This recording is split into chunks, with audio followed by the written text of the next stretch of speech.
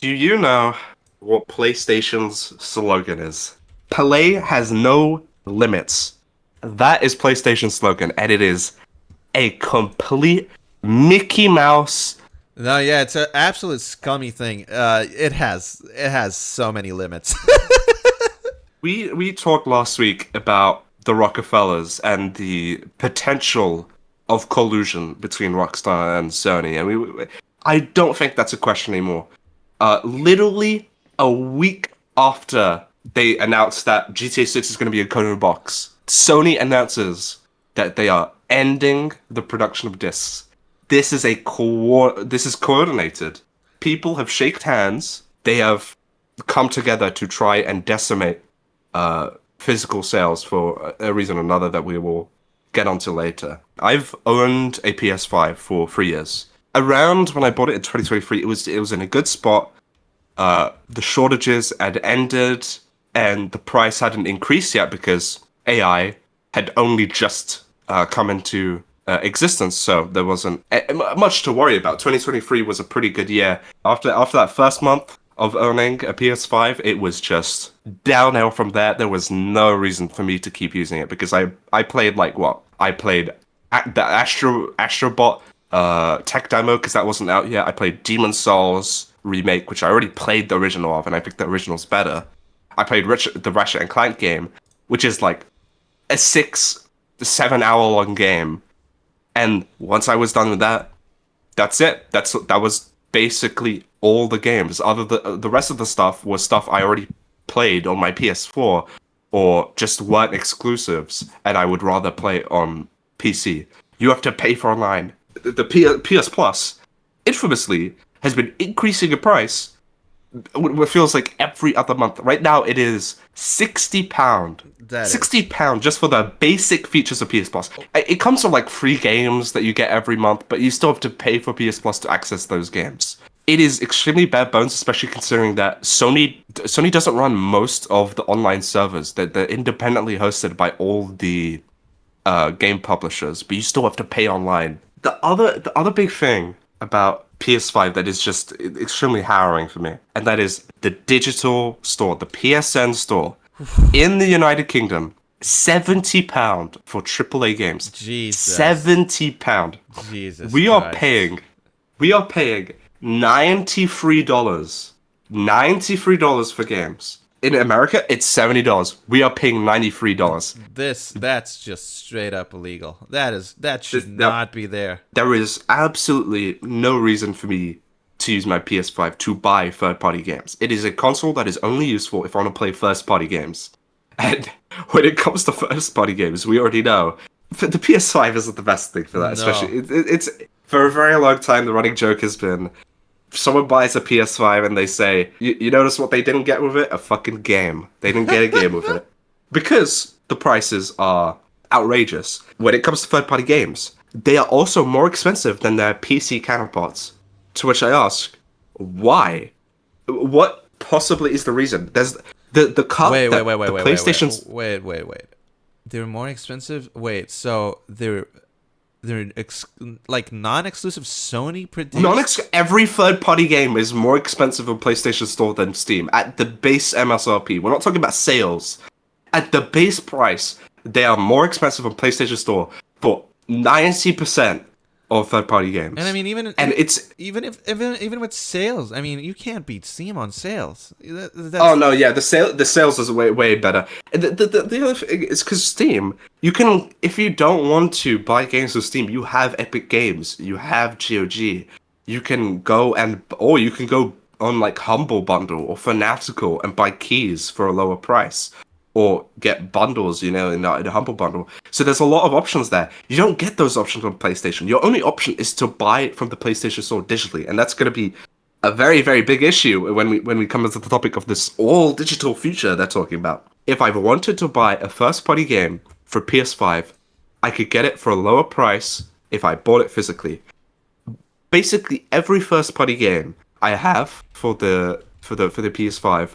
I have bought physically because it has been substantially cheaper every single time. That option is now being taken away.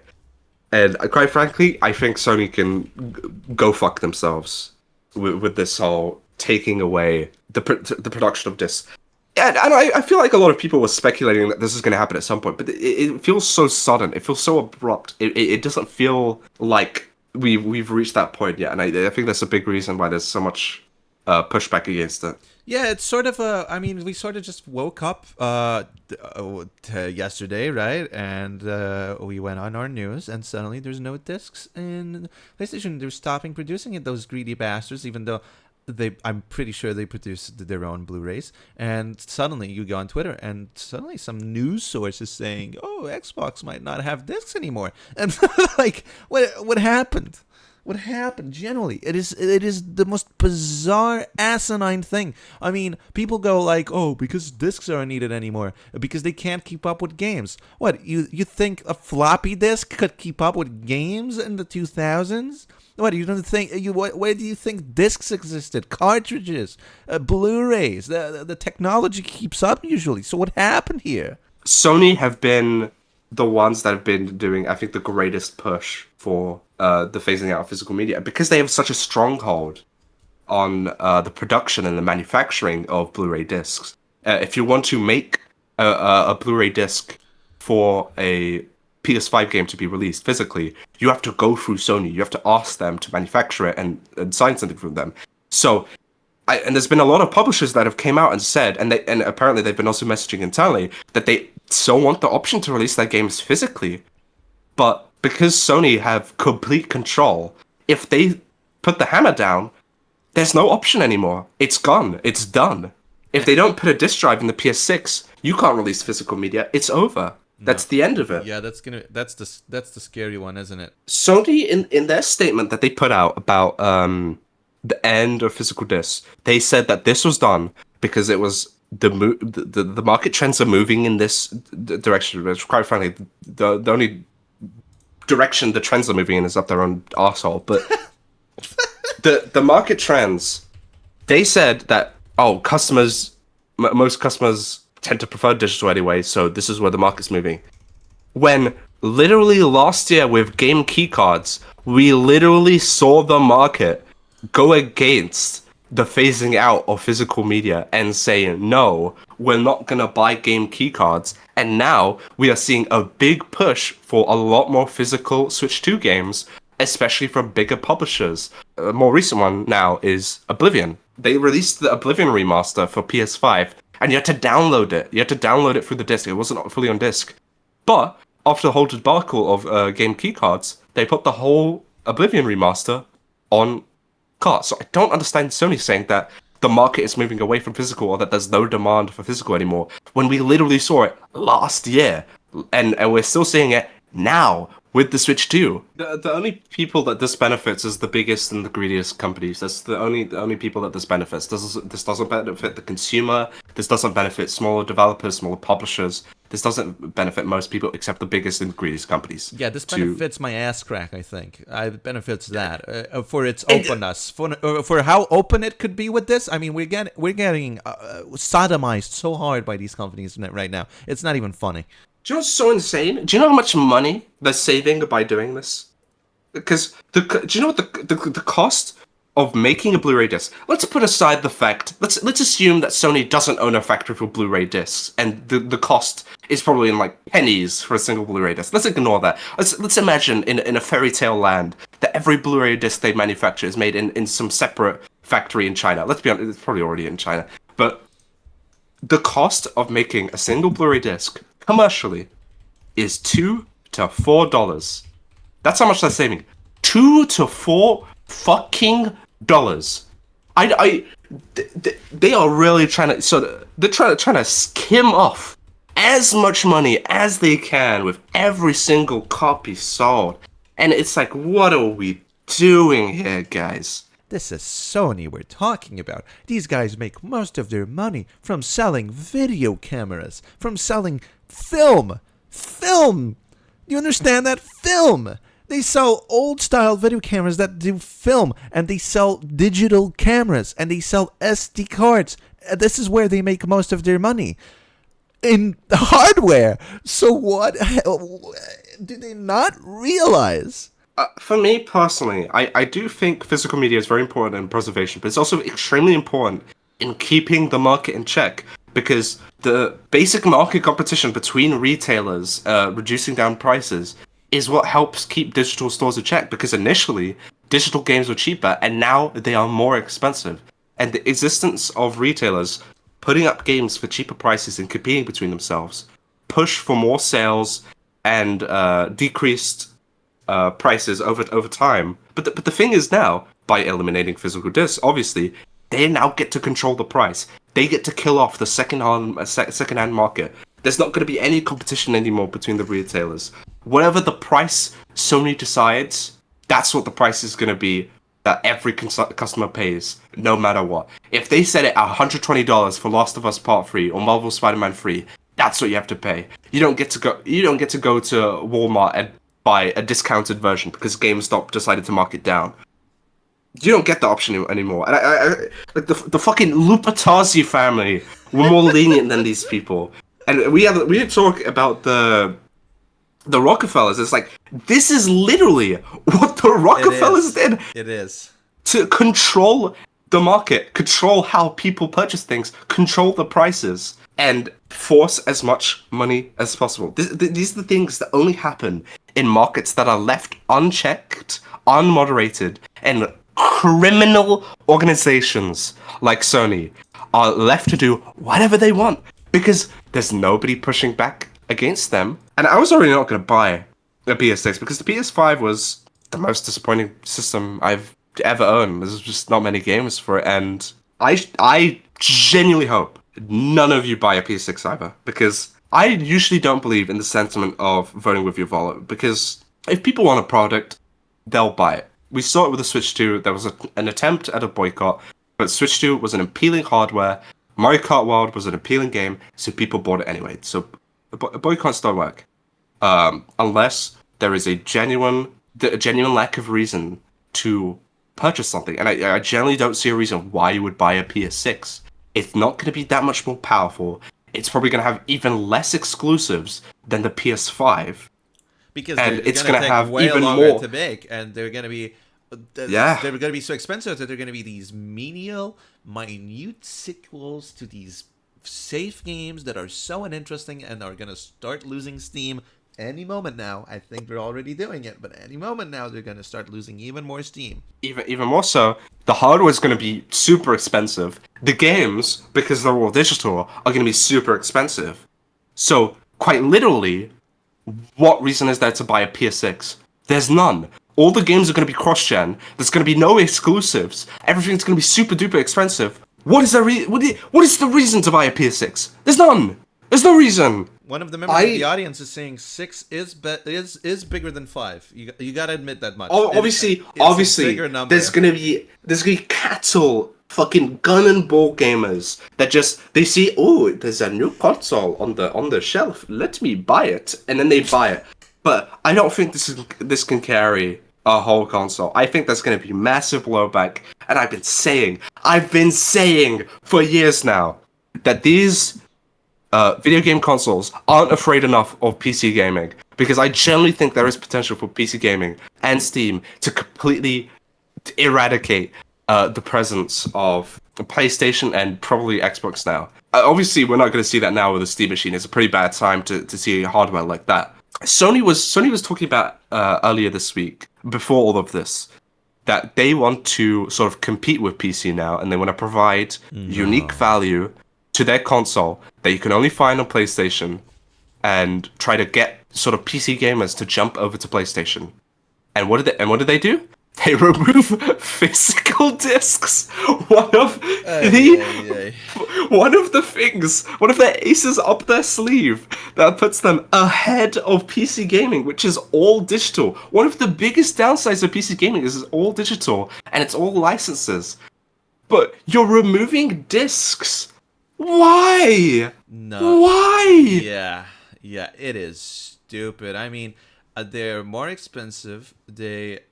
Unlike a PC, Remember, a PC is more than just a gaming device. You can do your taxes on that. If if Sony shows me a console where I can do my taxes and I can get an Excel sheet going, they might be competing with PC gaming then. If everything is cheaper, maybe, I don't know, if they have the best spreadsheet ever, maybe that's their new strategy, you know? Maybe, the PS2, it was console and movie player. Now it's going to be console and office machine. The CEO, the managers at big building offices are going to be happy. It can print, it can make Excel machines, and it can play video games. You can play a monkey ball on it or something. I mean, maybe that's their new strategy. Well, I'd buy that. I think that's pretty good. If I was, what are they doing? Are they stupid? Competing with PC and they remove discs?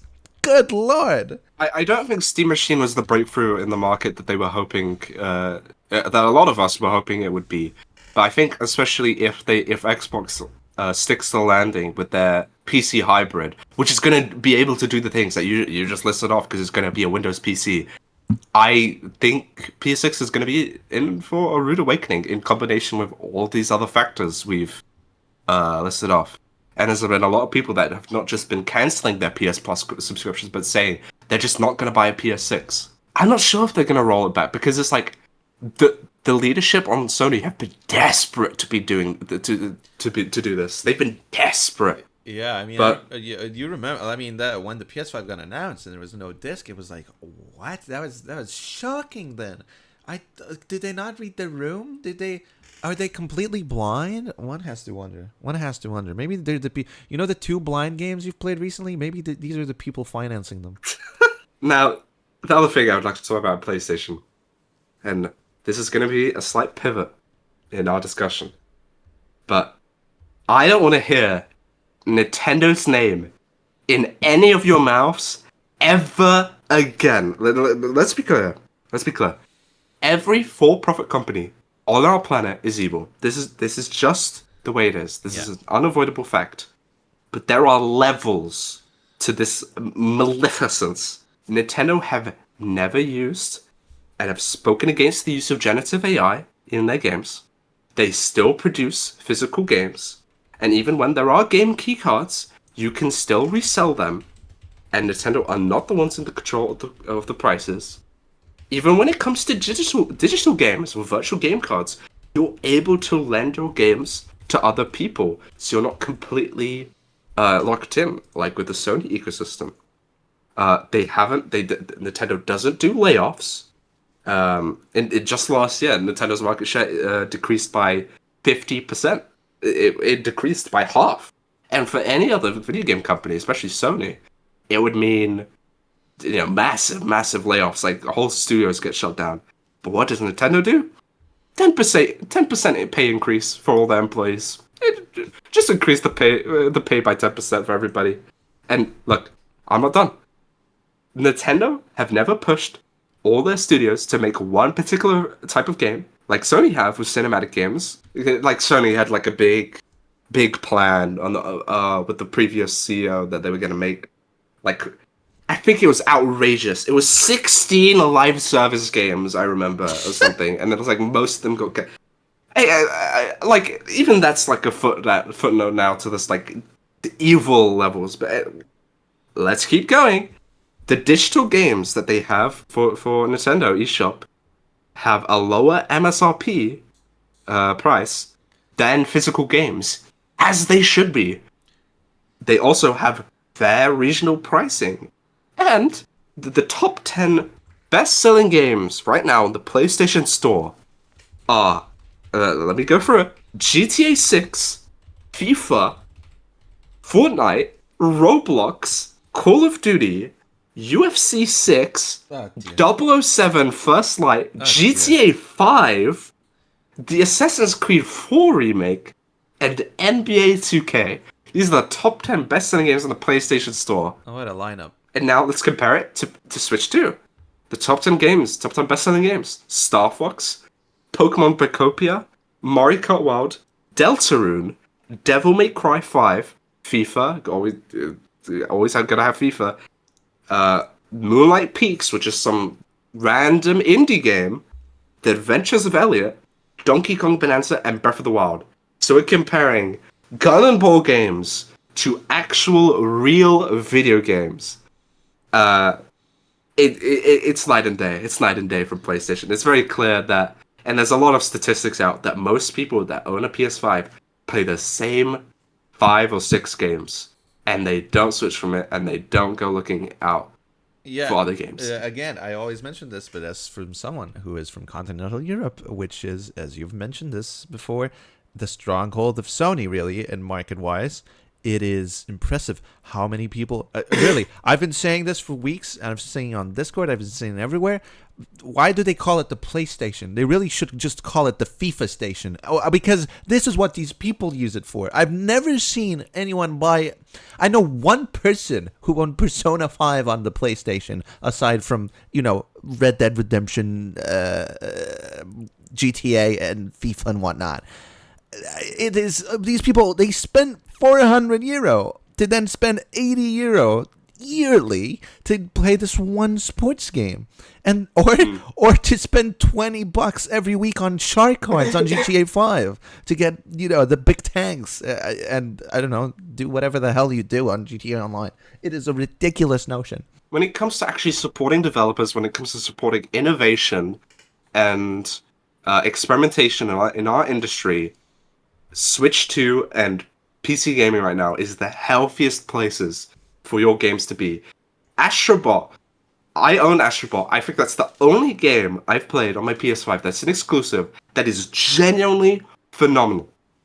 Do you know how much? Do you know how much that game sold? In spite of the fact it won Game of the Year, I don't think it's even cracked 2 million sales. No, of course. This is the best game on the PS5. The best game on the PS5, and it hasn't even cracked 2 million sales. Yeah, because that's just not what they play. It's just unacceptable, and I'm not gonna accept the argument that Nintendo games don't go in price. PlayStation games, they do go down in price. Okay. How about we look at PlayStation Store right now? All their exclusive games, Demon's Souls remake, still £70. Returnal, £70. £50 on Steam. Ratchet and Clank Rift Apart, a 6-hour-long game, £70. £50 on Steam. Oh, Marvel Spider-Man 2, £63 for some reason. Its Steam version is still cheaper at £50.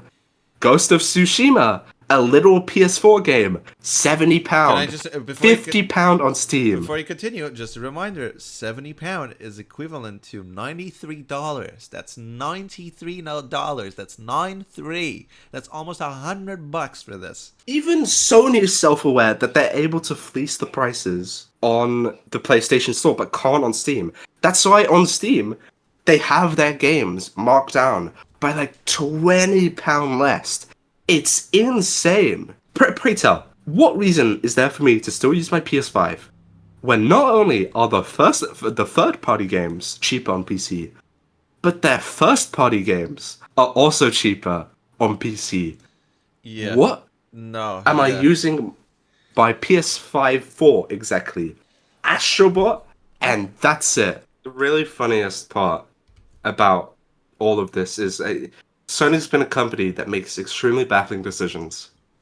But I think the most baffling decision they've ever made is not just the fact that they're ending physical discs now, but in the same tweet that they're saying that they're going for an all-digital future, they also announce that they're closing 2 digital storefronts.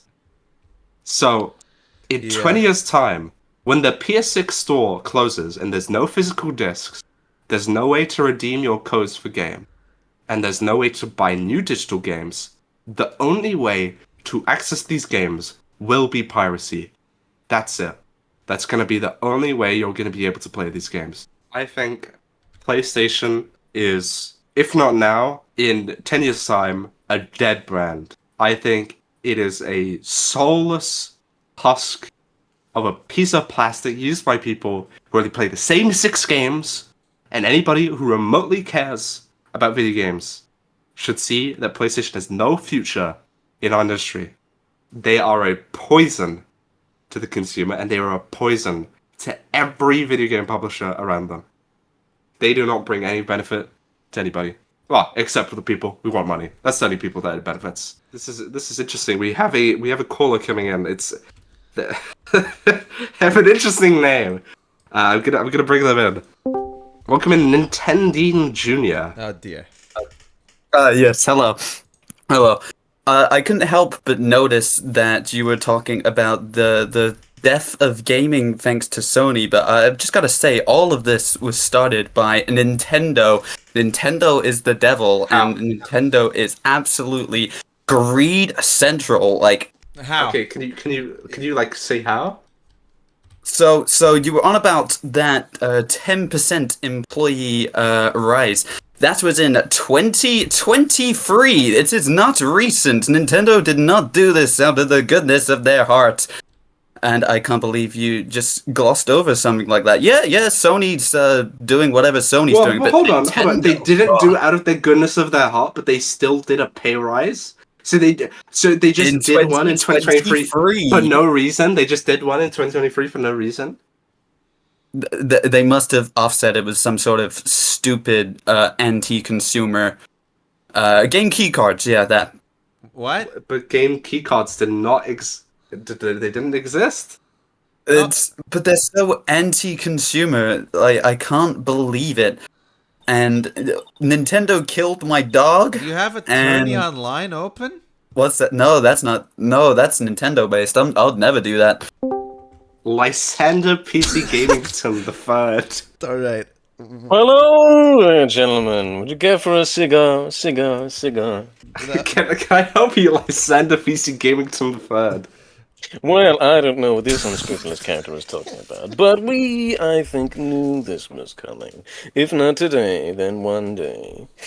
Because the PC gaming console market is clearly the inferior, money-grubbing interior when compared to the PC gaming sphere. Now, I do wish I was saying this more confidently, because we are also on the heels of the launch of the Steam Machine, which is not the most robust PC gaming offering. I think you'll both agree. Yeah, I agree with that. I think. It's much better than the Switch 2. How? I wouldn't know. How is it? Because it's owned by Nintendo. Is that the? I couldn't possibly comment. I scream and I yell when one of those foul consoles gets within me. Within you? What, like inside you? What, are you putting these things up your ass? Well, the common people are ravenous these days. You never know what they'll try to do. What is this bit? You sound like the cousin of the fat guy in the Texas show. I forgot every name. I forgot every name I could have possibly forgotten there. What's it called? King of the Hill, and it's You missed all three, my dear friend. It's all three of them. I ruined your bit. Not bit. I ruined your very real voice that you were doing there. I just want you all to know we didn't come together. I came in my own car. I don't know who he is. That's a Colin. I see the Nintendo branding on your car. The I screen. can't believe it. The screen is showing a telephone, guys. There's no car. We're outside right now. Open up. I see the Nintendo in your office. I'm going to take it away. You're not allowed that. That's Isn't it. this the place That's where they it. sell That's fresh it. I'm ciabatta? leaving. Well, come Oh, on he's now. left. What are you doing? Oh well. Don't Well, worry, can I just Papi. try to wee it? I come help you. Come to comfort you. So, Nintendine Jr., I suppose this is our show now. Yes, welcome. Today's episode is on about how Nintendo...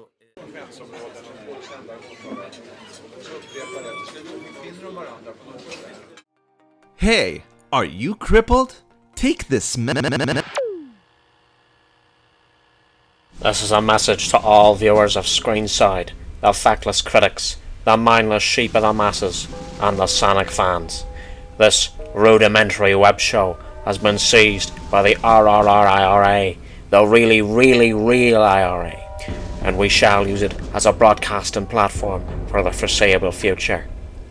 In the past, this show has been host to unfunny criticisms, irrelevant and trite call-ins, and unearned bashing of Stranger Than Heaven. These unseemly armchair criticisms can be abided no longer, and we will hold control of this channel until our demands are met. First, our ascendance of the last week's slanderous review of Deltarune's Chapter 5, followed by an instatement of a 5-star review of the entire game, including the chapters that won't come out for another 2 bloody years. And the freak who called Deltarune a game for sissies is to be put to instant summary execution. Second, a full 2-hour episode about 2009 Wes Anderson stop-motion animation film The Fantastic Mr. Fox, the greatest movie ever created by man, where its genius writing and humour, intelligent commentary, emotional storytelling, and that funny bit where Mr. Fox counts to 3 at an odd pace are all regaled for their brilliance. Failure to meet these demands will result in continued occupation by the RRIRA, where next week we will be reviewing the Hitman 2 Assassin port for the GameCube and Season 4 of Daria. Long live the Gamers Irish Republic! I've generally no idea what that was.